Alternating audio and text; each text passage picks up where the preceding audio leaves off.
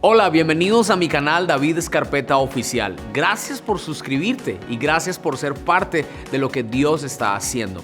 Recibimos testimonios de muchas partes del mundo, de muchas personas que han sido bendecidos con este material. Quiero darte también una buena noticia y es que también estoy ahora en Spotify. Así es, en Spotify. Es una plataforma digital donde puedes bajar audios y estar escuchando predicaciones, pensamientos, donde quiera que vayas. Así que ahora mismo ve a Spotify, busca como David Escarpeta y ahí vas a ver pensamientos de la palabra del Señor que estamos subiendo constantemente. Bienvenidos a mi canal y disfruta de este contenido. Empezamos a hablar acerca de la primera epístola del apóstol Pedro, primera carta del apóstol Pedro, y hemos empezado a estudiar al apóstol Pedro y el domingo pasado iniciamos. Y sentí en mi corazón esta noche compartir una palabra y luego vamos a ministrar. Pero antes quiero compartirte esta palabra que Dios puso en mi corazón y se titula de esta manera: ¿por qué es tan difícil vivir en santidad? Voy a repetirla otra vez. ¿Por qué es tan difícil vivir en santidad? Me gustaría que la chatearan los que están ahí conectados conmigo y los que están aquí que la puedan escribir, porque esta es una palabra que les va a servir mucho. Esta es una pregunta que mucha gente se hace. ¿Por qué es tan difícil vivir en santidad? Así que quiero que lo escriban, porque hoy vamos a aprender y vamos a tener herramientas de cómo podemos vivir una vida como a Dios le agrada. Así que aquí tengo algo que me está ayudando en este día de hoy y es un screen que tengo para que vayamos aprendiendo más y podemos conectarnos más. El título entonces de hoy se llama ¿por qué es tan difícil vivir en santidad? ¿Sabe? Para muchas personas el nombre santidad o la palabra santidad evoca muchas cosas en su mente. Hay personas que, por ejemplo, cuando escuchan la palabra santidad, lo primero que se les viene a la cabeza es una falda hasta los tobillos y un cabello hasta la cintura y una cara ruda, enojada y una Biblia grande debajo del brazo. Otras personas cuando escuchan la palabra santidad, lo primero que se les viene a la cabeza tal vez es una túnica y un velo cubriéndole el rostro y tantas cosas que vienen a nuestra mente acerca de lo que es la palabra santidad. Pero antes de ir al texto bíblico, he encontrado algunas cosas indagando de por qué a las personas o por qué a mucho creyente cristiano le es difícil vivir en santidad. La primera es porque tenemos un mal entendimiento de lo que es santidad. En muchos lugares se tiene un mal entendimiento de lo que es santidad. Muchos piensan que la santidad solo tiene que ver con las cosas externas. Es decir, la santidad está asociada solo con mi manera tal vez de vestir o de hablar. Y yo soy de los que creo que cuando Cristo cambia el corazón de alguien, eventualmente se va a ver el cambio en lo externo. Pero no, el cambio que Cristo hace en una persona no es de afuera para adentro, es de adentro para afuera. Así que la santidad no empieza afuera, hermanos. La santidad empieza en el corazón. Y también otros, por ejemplo, asocian la santidad con el mal genio. No, yo recuerdo que yo cuando era pequeño y estaba en la iglesia allá y crecí en la iglesia, mi papá era pastor y desde que era pequeño recuerdo que conocí a algunas personas que se creían santurrones. No eran santos, eran santurrones. Antes de entrar a la iglesia eran felices, echaban broma allá afuera, reían, pero una vez entraban por las puertas del templo, ponían una cara de limón. Se volvían como amargados, fruncían el ceño y hablaban: Dios te bendiga, hermano, aleluya, yo soy santo. Y como que esa imagen se me quedó desde que yo era pequeño. Y yo dije: no, si eso es ser santo, yo no quiero ser santo. Porque ese es un malentendimiento que hay en muchas personas. Otras asocian la santidad con el aislarse, con subirse a una montaña, con meterse en una cueva. No hablo con nadie porque yo soy santo.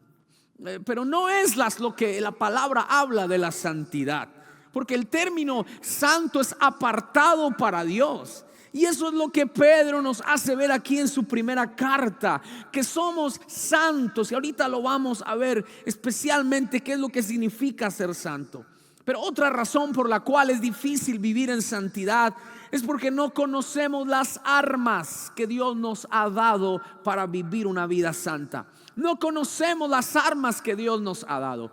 Tratamos de vivir en una santidad religiosa con nuestras fuerzas, en nuestros propios esfuerzos, pero no tomamos las armas espirituales que Dios nos ha dado para vivir en santidad. Pudiera quedarme diciendo otras, pero principalmente quiero mencionar esas dos. Por falta de entendimiento y conocimiento de lo que es santidad, y también por el desconocimiento de las armas que Dios nos ha dado para vivir una vida que a Él le agrada. Y quiero que vayamos al texto bíblico y vamos a ver lo fascinante que es la escritura. Así que si usted está sentado en su sala, abra su Biblia, por favor. Vamos a la Reina Valera y quiero que la leamos ahí. Si usted puede abrir su Biblia, háblala. Si usted está aquí, abra su Biblia. Vamos a crecer. Alguien diga conmigo: hoy voy a crecer. Hoy vamos a crecer. Y vamos al texto bíblico. Quiero que abramos nuestra Biblia en Primera de Pedro capítulo 1 versículo 13. Dice la palabra del Señor: por tanto, vamos a mirar otra vez estas dos palabras. Por tanto. ¿Qué quiere decir estas dos palabras por tanto? Por esa razón. Pastor David, ¿cuál razón? Si tú lees los versículos desde el 1 al 12, te darás cuenta que Pedro nos habla de que somos escogidos, de que somos predestinados, de que antes que nosotros conociéramos en la presencia de Dios, Él nos escogió.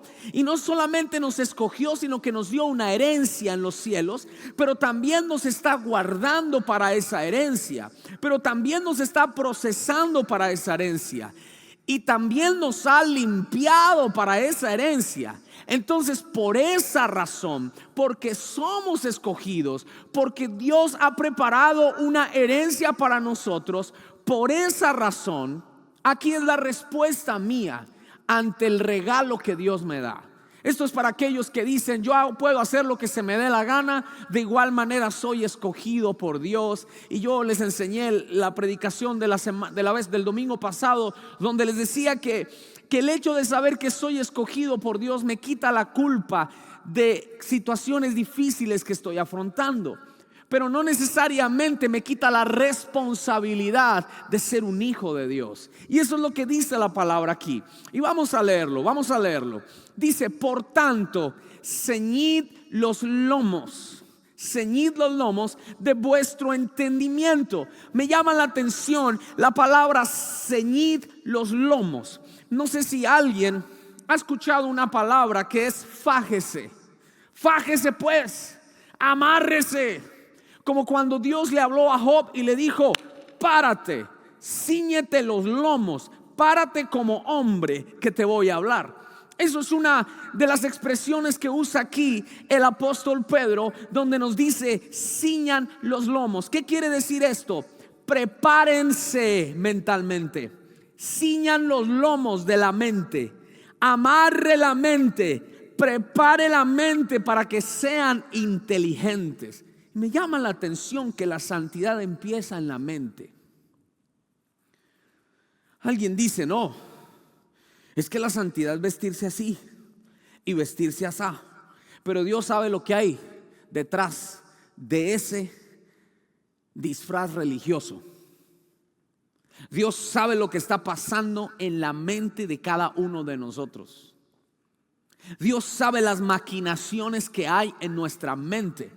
Por eso Pedro dice: lo primero, mijo, es cíñase la mente, amárrese el cinturón de su entendimiento, prepárese para pensar. Y yo quiero declarar sobre tu vida hoy que la santidad de Dios empieza en tus pensamientos, porque ahí es donde el enemigo va a atacar. Todo empieza con un pensamiento que después se vuelve una idea, termina siendo una fortaleza, y después nadie te saca de ahí. Por eso no podemos darle lugar al enemigo en nuestra mente. El fajarse, el ceñirse los pensamientos, es tener una posición de autoridad espiritual en la mente, donde le decimos al enemigo: aquí no tienes entrada, aquí no tienes entrada. ¿De qué me sirve tener una Biblia debajo del brazo? ¿De qué me sirve asistir a la iglesia cada semana? ¿De qué me sirve venir a calentar una silla si el diablo tiene dominada mi mente? Y la mayoría de personas que vienen a las iglesias tienen la mente atada. Por eso lo que dice Pedro es: no le des lujo al enemigo que tome autoridad en tu mente. Ciñe la mente, amarra la mente.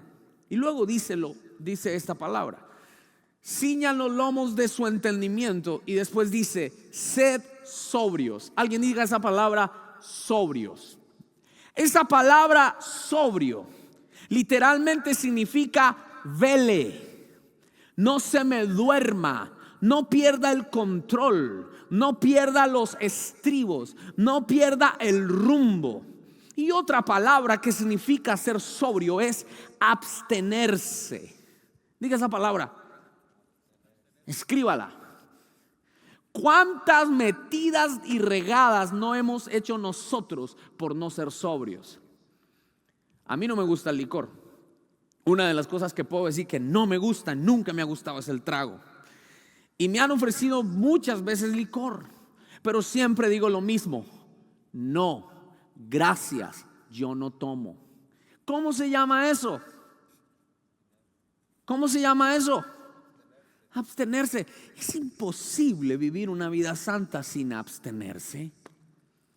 Mucha gente piensa que yo puedo vivir una vida santa sin decir no. El problema, yo en lo personal conozco personas, amigos, que le dicen sí a todo. Y yo molestándole le digo: si usted fuera mujer tuviera 30 hijos, porque a nadie le dice que no. Y el problema de nosotros es que no decimos que no. No nos enseñaron a abstenernos. Nos enseñaron a decirle sí a todo. Y nuestra naturaleza pecaminosa es decirle sí a todo. Ojo, escuche. Sí a todo. ¿Qué quiere decir a todo? Hoy le dices sí a Dios, pero mañana le dices sí a tu carne. Pasado mañana le dices sí a Dios, pero después le dices sí a tus deseos. Luego al siguiente día le dices sí al servicio a Dios, pero después le vas a decir sí al diablo. Es imposible vivir en santidad sin abstenerme. Por eso, después de que Pedro nos dice: cíñanse la mente, luego sean sobrios, velen, pilas, absténganse. Y luego sigue con estas armas impresionantes: y esperen por completo en la gracia que os traerá cuando Jesucristo sea manifestado. Esa palabra esperar es la palabra confiar. Es la palabra esperar con confianza. Lo que Pedro está diciendo es: cíñete la mente, abstente de lo que aparentemente hoy sería un deleite, pero confía en que hay un galardón para ti. Alguien reciba esa palabra. A lo mejor hoy estás siendo tan atacado fuertemente, pero esta palabra está llegando a tiempo de parte de Dios diciéndote: confía en que hay un galardón. Recuerda lo que la Escritura dice: que el Señor galardona y premia a los que soportan la tentación. Y eso es lo que Pedro nos dice: confíen en que verán por completo la gracia que se os dará cuando Jesucristo sea manifestado, cuando Cristo venga. Pero luego sigue diciendo algo muy lindo. Siguiente versículo, versículo 14. Versículo 14. Me encanta esto. Dice: como hijos. Alguien escriba eso: como hijos. Como hijos, ojo, como hijos. ¿Por qué Pedro dice como hijos? Porque es imposible vivir en santidad si no soy hijo de Dios. Yo no le puedo decir a una persona que no ha nacido de nuevo que viva en santidad. Y aquí es el problema de millones de cristianos en alrededor del mundo. Y personas que piensan que son cristianas pero no lo son. Porque cuando yo no tengo el ADN de mi padre, estoy tratando de ser santo con pura religión o legalismo. A mí no me hace santo el tener una Biblia. A mí no me hace santo el ponerme cierta vestimenta.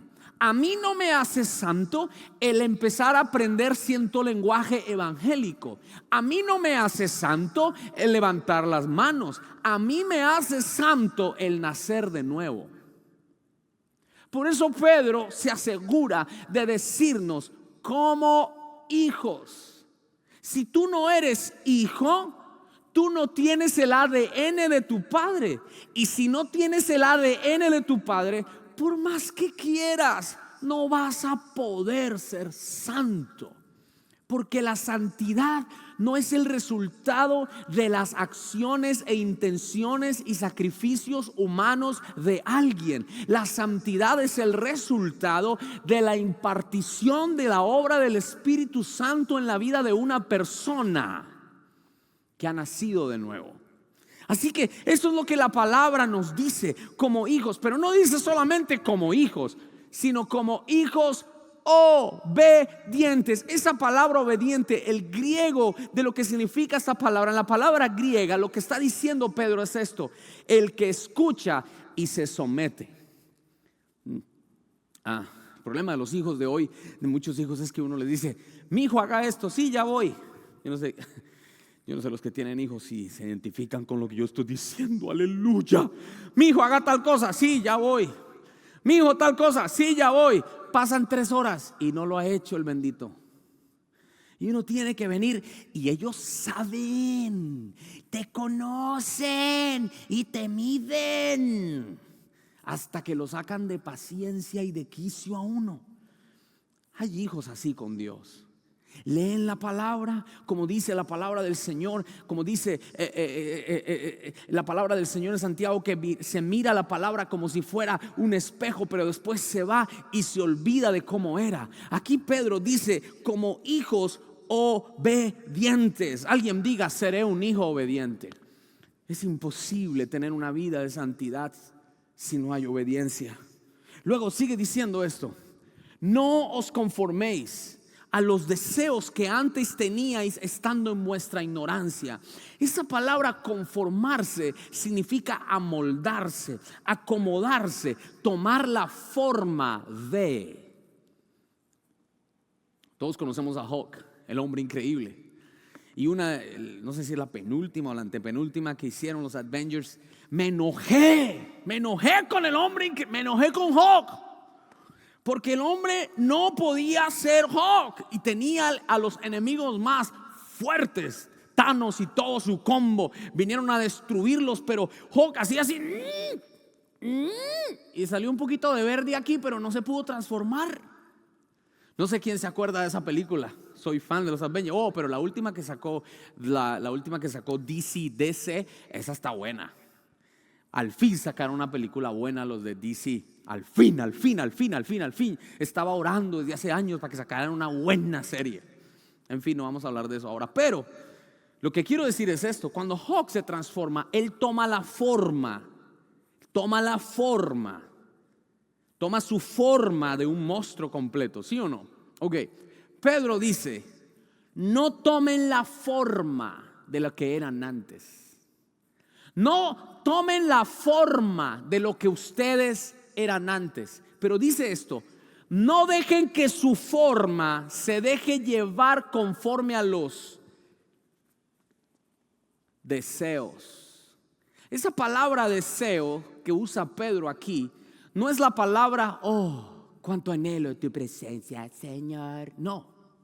Esta palabra deseo no es un buen deseo, no. Esta palabra significa, escúcheme bien, significa desear algo prohibido. Esta palabra significa codiciar. Esta palabra deseo que está hablando aquí es alguien que codicia algo que no le pertenece. Entonces lo que Pedro está diciendo es: no se amolden a la codicia que antes ustedes los regía. La gente que no tiene a Cristo se deja llevar por la codicia, se deja llevar por el deseo, se deja llevar como animales que no tienen sentido y se dejan llevar. Hay que vengarse, nos vamos a vengar. Me ofendiste, te voy a ofender. tengo una esposa, pero aquí la cambio por 2 de 25, lo voy a hacer. Oh, me están poniendo todo aquí de bandeja plata, pues voy a aprovechar la oportunidad. Ese es el hombre natural. Pero Pedro aquí nos dice, chicos, ustedes son hijos. Ustedes son hijos. Alguien diga eso, soy hijo. No se conformen, no se amolden, no se vuelvan otra vez a su forma de antes, con los deseos de antes. Y luego dice lo siguiente: estando en vuestra ignorancia. Lo que pasa es que esta palabra suena muy dura y alguien diría, ¿me estás tratando de ignorante? Bueno, no necesariamente es una ignorancia intelectual. Es una ignorancia espiritual, porque dice la palabra que el hombre natural no puede entender las cosas de Dios, no la puede entender. Pero cuando una vez el Espíritu entra en nuestro corazón, nuestros ojos se abren y nacemos de nuevo, podemos ver lo que éramos antes. Es como que ¡pum!, nuestros ojos se abren y nosotros decimos, ¿cómo pude haber hecho esto? Pero ya no es de culpabilidad, sino es de decir, Dios mío, lo que tú has hecho conmigo es tan grande que no entiendo cómo pude haber hecho eso. No sé a quién le pasa eso. ¿A quién le pasa eso? ¿Sabe por qué nos pasa? Parece que los de aquí no, los de aquí sí. ¿A usted les pasa eso? Dígame que sí, hermano, dígame que sí. ¿Sabe por qué? Porque vivíamos en nuestra ignorancia. Sigue, siguiente versículo. ¿Termino o ya acabo aquí? Voy a preguntar a los que están aquí, ¿termino o sigo? Es que los veo como allá, como. Siga, pastor. ¿Sigo o paro? Y los que están online, ¿sigo o paro? Listo. Después no diga cuando terminemos a las 11 de la noche que fue culpa mía. Usted fue la que me dijo que siguiera. No, mentiras. Ahora escuche esto, versículo 15 dice, sino como aquel que os llamó es santo. Entonces aquí vuelvo a enfatizar algo que enfaticé en la prédica anterior. Soy escogido. ¿Alguien me llamó? Yo no estoy aquí parado porque yo, soy pues mejor dicho la última vaca del asado. No, alguien me llamó. El que me llamó lo hizo por su misericordia. A él se le dio la gana. Como el que me llamó es santo, entonces ahora dice, ustedes también sean santos. Ahora, tú tienes dos maneras de leer esto. La primera es que Dios está con un bate, aquí, ¿verdad? La mano diciendo, yo soy santo. Usted también, ¿o yo? Porque si no, me va a caer la migra. No. Lo que quiere decir el espíritu de este texto es este: yo puedo, tú también. Yo soy, entonces tú también eres. No es una voz de amenaza, es una voz de ánimo. Pero al mismo tiempo es una orden. Ahora escucha esto. Cuando Dios nos dice, sean santos porque yo soy santo, no es como yo tomar a mi hijo Ilaya de 5 años y tirarlo en un río y decirle, nade porque yo nado. Él no sabe nadar. Dios no nos está diciendo que seamos santos sin primero darnos herramientas para ser santos. Hello. Por eso desde el versículo 1 hasta el versículo 12 te das cuenta que Pedro nos da todo lo que Él nos ha dado. Nos ha dado su sangre, nos ha dado su espíritu, nos ha dado una herencia, nos está guardando. Por eso Él tiene toda la autoridad para decirnos, ¡hey, sé santo! Es que no puedo. Yo ya te di las herramientas y te di las armas. Dios no te va a pedir algo que hagas sin primero Él haberte dado las herramientas para hacerlo. Por eso Él tiene toda la autoridad para decirnos, sean santos porque yo soy santo. Alguien tiene que recibir esta palabra. Tú no tienes que ser santo porque el vecino lo es. Deja de andar mirando lo que hizo el otro. Ay, pero mire este. y que predica y mire lo que termina haciendo. Ay, pero mira el otro, y que pastor y mira cómo termina portándose. Ay, mire el otro, dice que hermano, aleluya, salva 4, manta 5 y mire cómo trata al marido. Y hay gente que deja de ser santo porque ve el mal testimonio de otros. Mírame acá. No te compares con otros. Tu referente no soy yo, es Cristo. Tu referente no es el vecino que tienes al lado. Tú y yo tenemos que ser santos, no porque los demás sean santos, o tenemos que dejar de ser santos porque los demás dejan de serlo. Tú y yo tenemos que ser santos porque tenemos un Padre que es santo. Un aplauso virtual para Dios en esta hora.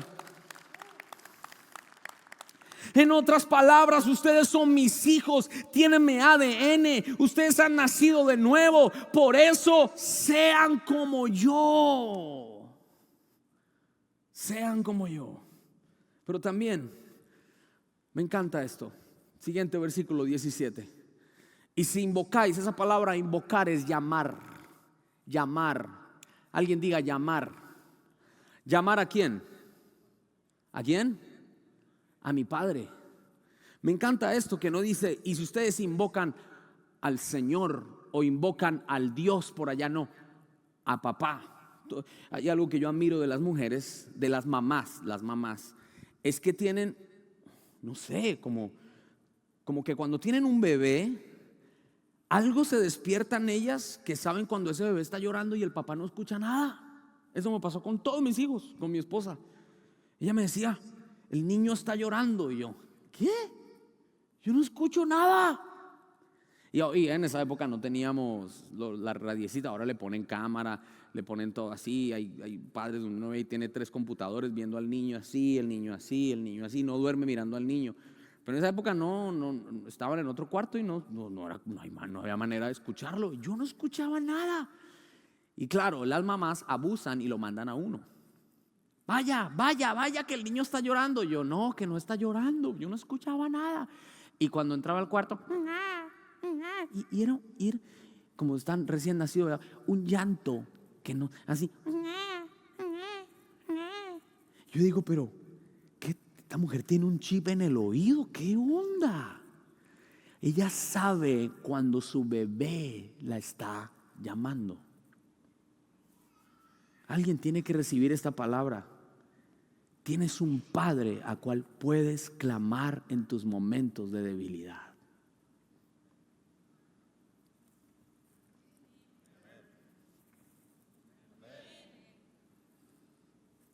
Y luego dice Pedro, invocáis por Padre a aquel que sin ¿qué?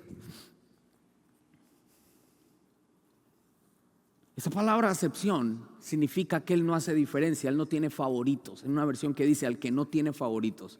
Dios no dice, tú me caes bien, tranquilo, pasas de gratis. No, Él no hace acepción de personas. Pero me llama la atención que Pedro dice que aunque Él es nuestro Padre, también es nuestro.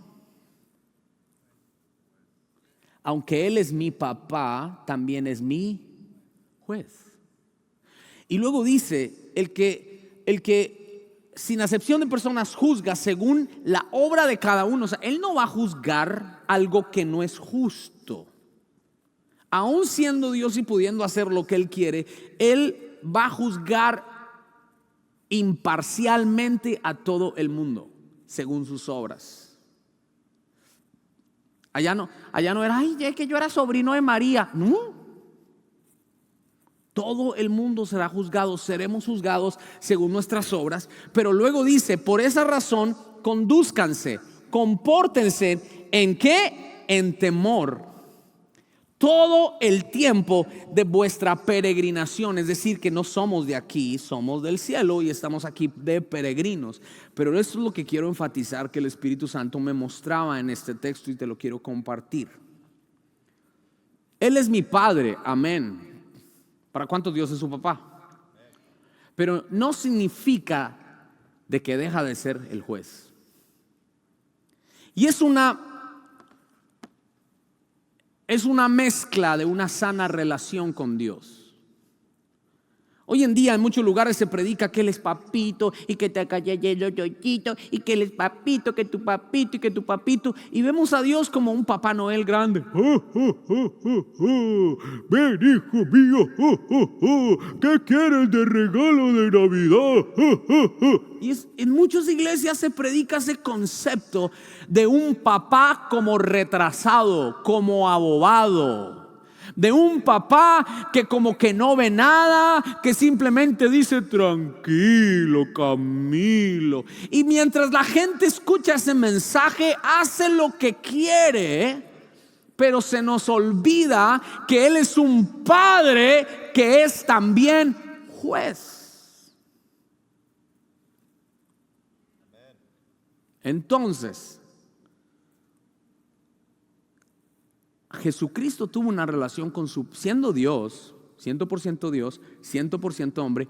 Él tuvo una relación con su papá de mucha confianza. Y es que tenemos que tener confianza con papá. Hebreos 12, acerquémonos pues, 12:2, acerquémonos pues ante el trono de la gracia confiadamente para hallar oportuno socorro en el día de la angustia. Pero también dice la palabra en el mismo libro de Hebreos que Jesucristo fue escuchado a causa de su temor reverente, en Hebreos 5:7. Si Jesucristo, como Hijo de Dios y como Dios, en su relación con su Padre tuvo temor reverente, ¿quién eres tú y quién soy yo para no tener temor reverente con Dios? Voy a hacerles una ilustración un poquitico escueta, pero la voy a hacer. Todos los que tenemos hijos, ¿verdad? Y somos casados. Y ya el hijo va creciendo, pero el esposo tiene que estar con la esposa. Usted me sabe, ¿verdad? Tienen que cerrar la puerta para orar y ayunar. Aleluya. No es para orar y ayunar, sino para lo otro. Por eso es que yo siempre digo que tengo muchos hijos. No es porque me gusten los hijos, pero la que me gusta es mi esposa, y ese es el problema. Pero si llega un hijo y abre la puerta en el momento en que no tiene que abrirla, va a ver cómo se enoja su papá. Hay momentos en los cuales en que nosotros no hemos distinguido cómo tiene que ser nuestra relación con Dios. Y tenemos que pedirle al Espíritu Santo que nos dé sabiduría de cómo tener una relación con Dios de confianza, pero también de temor. Y quiero terminar con esto. Vamos al siguiente versículo. Y con este versículo quiero terminar porque ya se están durmiendo. Siento que se están durmiendo. Sabiendo que fuisteis. Esto que le voy a decir a usted, escuche. Esto que le voy a decir le va a romper la cabeza. Espiritualmente, ¿no? Tranquilo. Sabiendo que fuisteis, ¿qué? Dígalo más fuerte y escríbalo.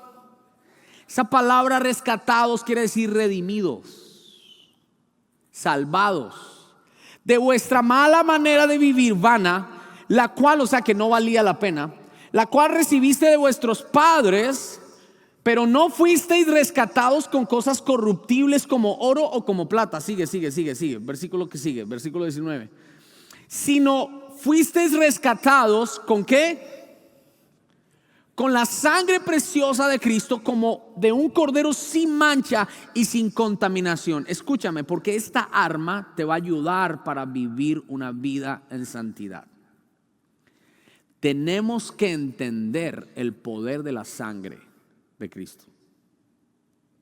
Pedro nos está diciendo aquí algo que muchos de nosotros no se nos ha revelado todavía.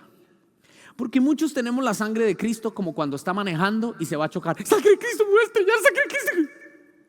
Otros tienen la sangre de Cristo como cuando está en un avión y empiezas: ¡ay, sangre de Cristo, sangre de Cristo, sangre de Cristo! Otros tienen la sangre de Cristo cuando viene otro y le saca un cuchillo. ¡Dame! ¡Ay, sangre de Cristo, sangre de Cristo, sangre de Cristo! Otros tienen la sangre de Cristo cuando la luz está apagada y escucha un ruido en la casa. ¡Ay, sangre de Cristo, sangre de Cristo! Y muchos para ellos eso es la sangre de Cristo. Para otros, la sangre de Cristo es algo que es bíblico, obviamente. Es algo que nos limpia constantemente. Yo no sé si usted hace esas oraciones, pero yo las hago todos los días. Señor, límpiame con tu sangre. ¿Cuántos hacen esa oración? Dice la palabra del Señor que si confesamos nuestros pecados, Él es fiel y justo para perdonar nuestros pecados y limpiarnos de toda maldad. También la palabra de Dios dice que la sangre de Cristo nos limpia de todo pecado. Pero muchos tienen la revelación de la sangre hasta ahí. Ojo, entonces por eso pecamos y empatamos. Porque pecamos y luego sangre de Cristo límpiame, y volvemos a pecar y luego sangre de Cristo límpiame. Es como que me pongo la ropa, la ensucio y la meto en el Clorox de la sangre de Cristo. La meto en el secadora, me la vuelvo a poner, la vuelvo a ¿cómo se llama la abuela? Empuercar.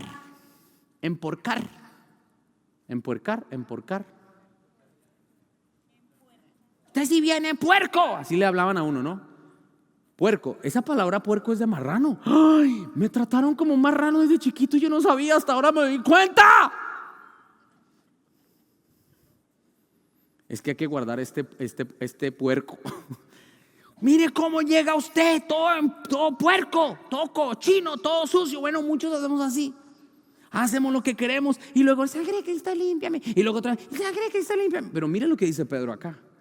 No estoy diciendo que la sangre de Cristo no tiene poder para limpiarnos. No estoy diciendo que si no caemos la sangre de Cristo no nos puede levantar y limpiar. Obviamente que sí, pero esto es lo que quiero que recibas por la revelación de la palabra a través del Espíritu Santo. Es que fuiste comprado. Ese es un concepto que muchos no tienen claro de la sangre. Muchos tienen la sangre para protección, otros para limpieza. Pero no todo el mundo tiene la sangre para rescate. Y Pedro no está diciendo aquí, ponme el versículo 17, creo que es. No, el 18, perdón. 18, versículo 18. Sabiendo que ¿qué? Esto no está en presente, esto no está en futuro. Es decir, lo que Dios te está diciendo hoy, ¿quieres vivir una vida santa? Recuerda que tú no te perteneces. Yo pagué por tu rescate. Ojo.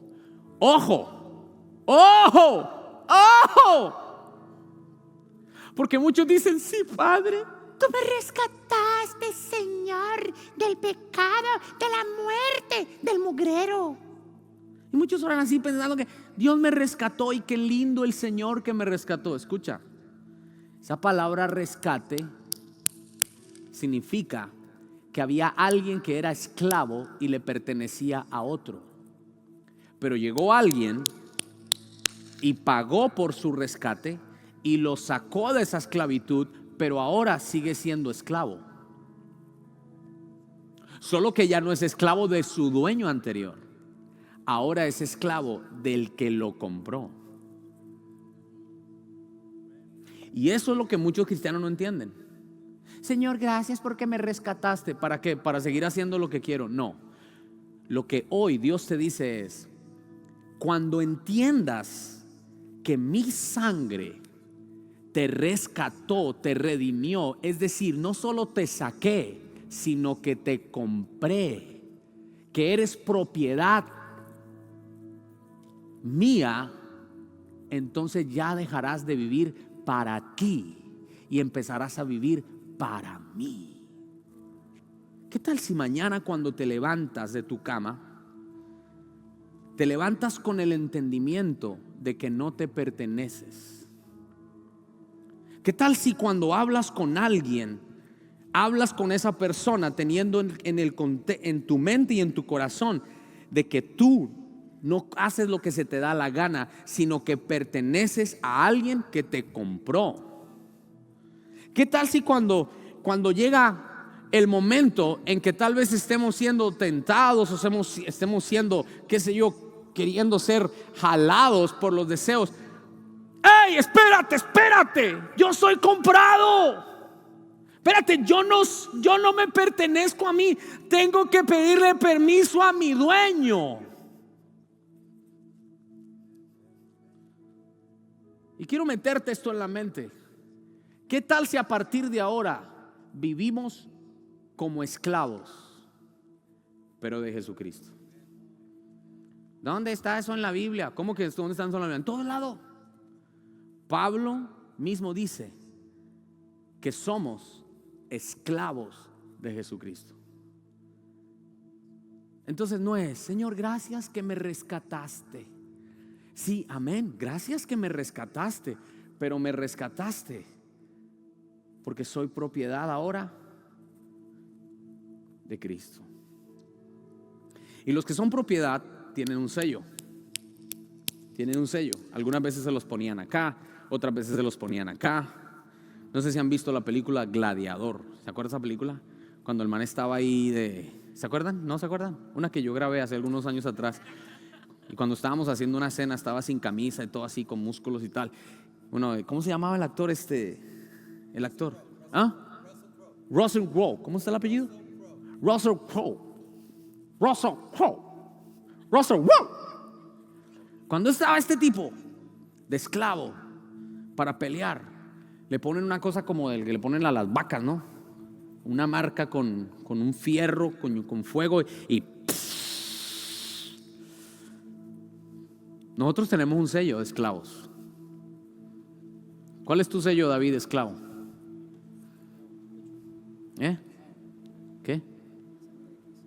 ¿Cuál es tu sello de esclavo? ¿Qué dice la palabra que nos ha puesto un sello como garantía de la salvación? El Espíritu Santo. Él es el sello de que yo soy pertenencia de Dios. Pero también, David, como tú decías, para que no pienses que estaba ya buscando la Biblia donde sello Espíritu Santo, Primera de Macabeos, no, escuche. ¿Qué fue lo que dijiste también? La sangre de Cristo. Entonces, cuando la sangre estaba puesta en las puertas del pueblo de Israel en Egipto, la muerte no entraba porque la sangre estaba en los portales de la puerta. Así, aquellos que somos comprados a precio de sangre, la muerte no tiene poder sobre nosotros, porque ven que hay un hijo de Dios que no se pertenece a sí mismo, sino que el sello de su sangre, de la sangre de Cristo, lo ha comprado.